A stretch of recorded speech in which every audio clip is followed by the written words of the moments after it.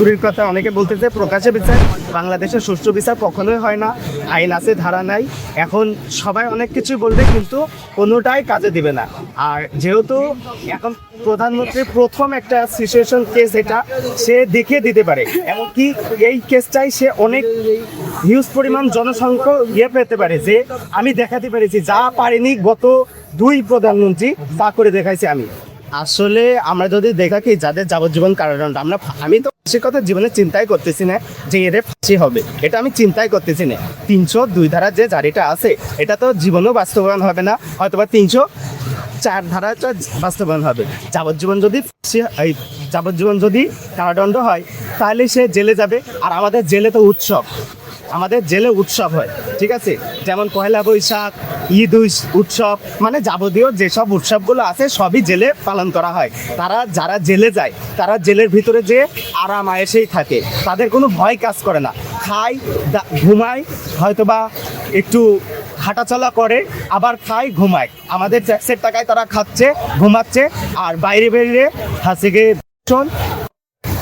মানে সন্ত্রাসী কার্যক্রম চালিয়ে যাচ্ছে। তারা ওখানে সন্ত্রাসী কার্যক্রম চালিয়ে যে আবার আবার একটা দর্শন করে, হয়তো বা আবার জেল হয়, 10 বছর থাকে, 10 বছর থেকে ওর ভিতরে উৎসব আনন্দই থাকে, আবার দেখে যে আবার একটা কিছু করব, আবার 10 বছর থাকবো। তার তো জীবন নিয়ে কোনো নেই।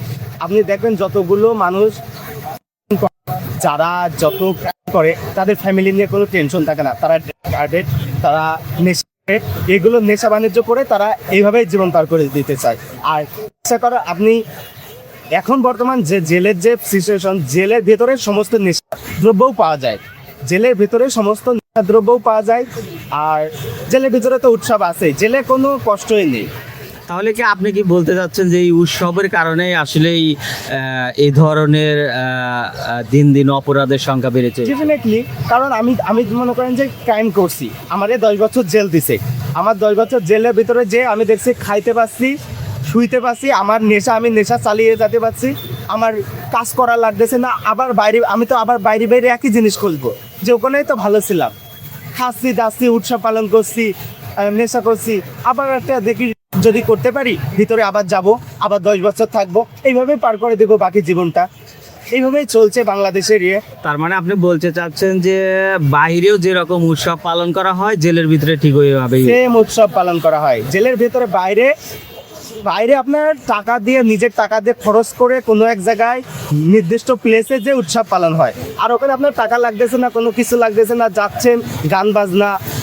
আমরা দেখছি যে জেমস ভাই যখন ছিল জেলে, কেমন উৎসব ঈদের সিজনে ছিল, ঈদ, পয়লা বৈশাখ সব অনুষ্ঠান এখন হয়ে থাকে। হ্যাঁ, এখন সব অনুষ্ঠান হয়ে থাকে। জেমস ভাই যখন ছিল ঘুমাই দিছে না, পুরো জেলের মনে হয়েছে যে সেদিন আছে গিয়ে তারা জেলে আছে, তারা তো উৎসব পালন করছে। এবং উপদেষ্টা সরকারের সময় আমরা এটাও দেখেছি যে জেলে নাকি কর্মসংস্থানের ব্যবস্থা করা হচ্ছে, সেখান থেকে উপার্জন করে পরিবারকে টাকা দেওয়া। এটা উপদেষ্টার সময় না, এটা হাসিনা আমল থেকেই কার্যক্রম চলে, অথবা ওই টাইমে এটা বাস্তবায়ন হয়েছে।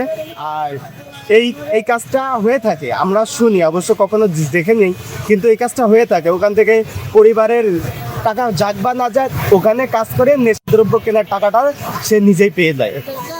তাহলে আসলে এতে কি আসলে অপরাধের প্রবণতা কমবে না বাড়বে? আসলে যদি সাজা না থাকে তাহলে অপরাধ করতে কি ভয়? আমার যদি সাজা না হয় আমি অপরাধ করবো, এতে তো কোনো প্রবলেম নাই। আমরা দেখেছি আন্তর্জাতিকভাবে যারা বিদেশে যায় বাংলাদেশ থেকে, তারা সেখান থেকে ফিরে এসে যে জেলের বর্ণনা দেয়, যে শাস্তিগুলো আন্তর্জাতিকভাবে তাদেরকে দিয়ে থাকে, যেরকম মালয়েশিয়া, যারা বাংলাদেশের যারা জেলে থাকে তারা এসে বলে যে আসলে বিভিন্ন রোগে আক্রান্ত হয়ে যায় তাদের অত্যাচারে।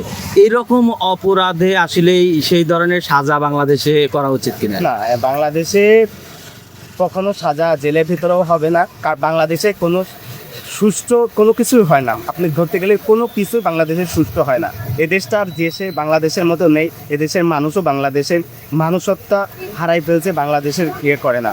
আর জেলের ভিতরে টর্চার না হলে কোনো শাস্তি নাই। জেলের ভিতরে যদি টর্চার হয় কয়দিন, এই যে এর রিমান্ড নিচ্ছে, রিমান্ডটা হয়তো বা কিছুদিন টর্চার করবে, এই টর্চারটা সে সহ্য করতে পারলেই সে জেলে যাবে।